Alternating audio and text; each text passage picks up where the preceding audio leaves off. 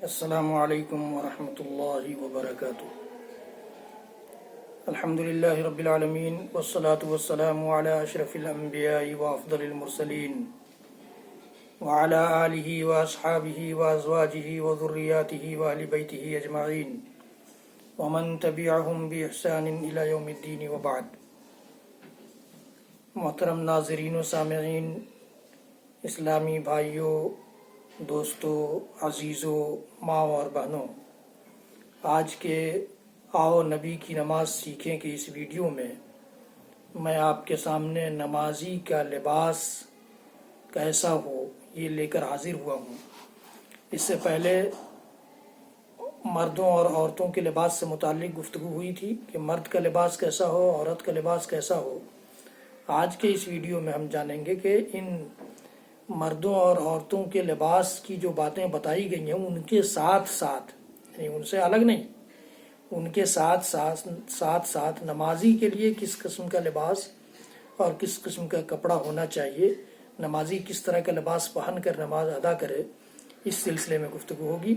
حضرات گرامی، اللہ رب العالمین نے ہر مسلمان مرد و عورت کو یہ حکم دیا ہے کہ یا بنی آدم خذوا زینتکم عند کل مسجد، کہ اے بنی آدم، اے آدم کی اولاد، ہر عبادت کے موقع پر اپنی زینت سے آراستہ رہو، یعنی عمدہ لباس پہن کر کے، اچھا لباس پہن کر کے، مکمل لباس پہن کر کے، پھٹا پرانا یا میلا کچیلا یہ گندا لباس پہن کر کے اللہ کے دربار میں حاضر نہ ہوا جائے، بلکہ صاف ستھرا اور مکمل ہر قسم سے جو لباس ہو اس کو پہن کر کے۔ عبداللہ بن عمر رضی اللہ تعالیٰ عنہما کا فرمان ہے کہ کیا میں نے تمہیں کپڑے خرید کر نہیں دیے؟ اگر میں تمہیں اسی حالت میں کہیں بازار وغیرہ کی طرف بھیجوں تو چلا جائے گا؟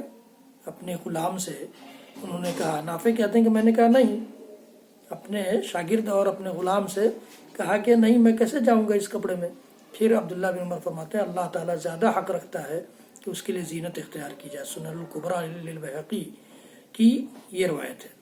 تو پہلی بات یہ ہے کہ صاف ستھرا اور مکمل لباس پہنا جائے، میلے کچیلے، پھٹے چٹے اور کسی بھی قسم کے گندے لباس کے ساتھ اللہ کے دربار میں حاضر نہ ہوا جائے، نماز کے لیے کھڑا نہ ہوا جائے۔ دوسری چیز یا دوسری علامت یا دوسری شرط جو نمازی کے لباس کے لیے ہے وہ یہ ہے کہ لباس اتنا خوبصورت نہ ہو کہ نماز میں اسی کی طرف بار بار خیال جائے، بلکہ سادگی والا لباس ہو، سادہ لباس ہو، وہ اپنی طرف ہمارے ذہن کو، ہمارے دماغ کو، ہماری توجہ کو اٹریکٹ کرنے والا، کھینچنے والا، جذب کرنے والا لباس نہ ہو۔ اللہ کے نبی صلی اللہ علیہ وسلم کی بخاری کی ایک حدیث، مسلم کی حدیث، آپ فرماتے ہیں کہ اذهبوا بخمیصتی هذه الى ابی جہم واتونی بانبجانیۃ ابی جہم فانها الہتنی عن صلاتي۔ اللہ اکبر۔ وقت کے رسول، اس کائنات کے امام، سارے نبیوں اور رسولوں کے امام یہ فرما رہے ہیں کہ میری یہ خوبصورت چادر ابو جہم کے پاس لے جاؤ اور ابو جہم سے انبجانیہ والی سادہ چادر لے آؤ، اس لیے کہ اس نے مجھے میری نماز سے غافل کر دیا تھا، اس چادر نے مجھے میری نماز سے غافل کر دیا تھا۔ تو اس طرح سے عمدہ لباس تو ضرور ہو، لیکن اتنا زیادہ خوبصورتی اس میں نہ ہو، اتنا زیادہ ڈیزائننگ اس میں نہ ہو کہ وہ ہماری توجہ نماز سے ہٹا کر، نماز کی تلاوت، نماز کی دعاؤں سے ہٹا کر، تسبیح و تحمید سے ہٹا کر اپنی طرف کھینچ لے۔ تیسری چیز، کپڑا سمیٹا ہوا نہ ہو، یعنی کف یا شلوار، ہتھیلی، آستین یا شلوار کا پائنچہ یہ اوپر موڑے ہوئے نہ ہو۔ اللہ کے نبی صلی اللہ علیہ وسلم کی حدیث گرامی ہے، امرت ان اسجد علی سبعۃ لا اکف شعرا ولا ثوبا، کہ مجھے 7 ہڈیوں پر سجدہ کرنے کا حکم دیا گیا ہے، 7 اعضاء پر سجدہ کرنے کا حکم دیا گیا ہے، اور یہ بھی حکم دیا گیا ہے کہ میں نہ تو بال کو سمیٹوں اور نہ ہی بال کو باندھوں اور نہ ہی کپڑے کو سمیٹوں۔ تو اس لیے سمیٹا ہوا لباس نہ پہنا جائے، کوشش یہ کی جائے کہ ہمارے لباس میں اس قسم کی کوئی چیز یا اس قسم کا کوئی عیب نہ آئے۔ چوتھی چیز، صرف ایک لمبا قمیص اگر کسی نے پہنا ہے تو گریبان بند کر لے تاکہ رکوع یا سجدے وغیرہ میں شرمگاہ پر نظر نہ پڑ جائے۔ اسی طرح سے پانچویں چیز، کپڑا کم ہو تو صرف تہبند وغیرہ باندھ کر سطر ڈھانک لے، جو ڈھانکنے کی جگہیں ہیں ان کو ڈھانک لے اگر کپڑا نہیں ہے۔ یہ 5 چیزیں اس سے پہلے کی ویڈیو میں جو مردوں اور عورتوں کے لباس سے متعلق گفتگو کی گئی تھی اور شرائط بتائی گئی تھیں، قسمیں بتائی گئی تھیں، ان کے ساتھ ساتھ ان 5 چیزوں کا خیال رکھنا، اہتمام کرنا ضروری ہے۔ نمبر 1 آپ نے جان لیا کہ نمبر 1 کیا ہے کہ زینت اختیار کی جائے، لباس عمدہ پہنا جائے۔ دوسرے یہ کہ عمدہ کے ساتھ ساتھ سادگی ہو لباس میں، ڈیزائننگ اور اتنی خوبصورتی نہ ہو کہ ہماری توجہ اٹریکٹ کر لے، ہماری توجہ اپنی طرف مبذول کر لے۔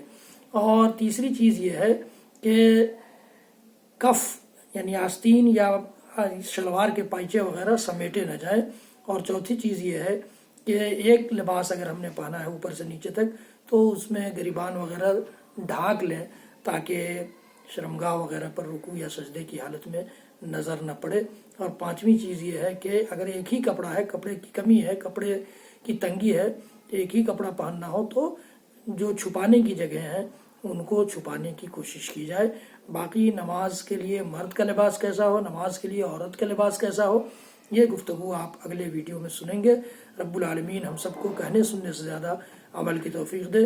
حضرات گرامی، اس ویڈیو کو زیادہ سے زیادہ شیئر کریں تاکہ آپ کے لیے بھی اور ہمارے لیے بھی صدقہ جاریہ ثابت ہو۔ میرے چینل کو سبسکرائب کرنا نہ بھولیں اور بیل آئیکن دبانا بھی نہ بھولیں۔ فیس بک پر لائک بھی کریں۔ وصلی اللہ تعالی علی نبینا محمد وعلی آلہ وصحبہ وسلم تسلیما کثیرا کثیرا۔ سبحان ربک رب العزۃ عما یصفون وسلام علی المرسلین والحمد للہ رب العالمین۔ والسلام علیکم ورحمۃ اللہ وبرکاتہ۔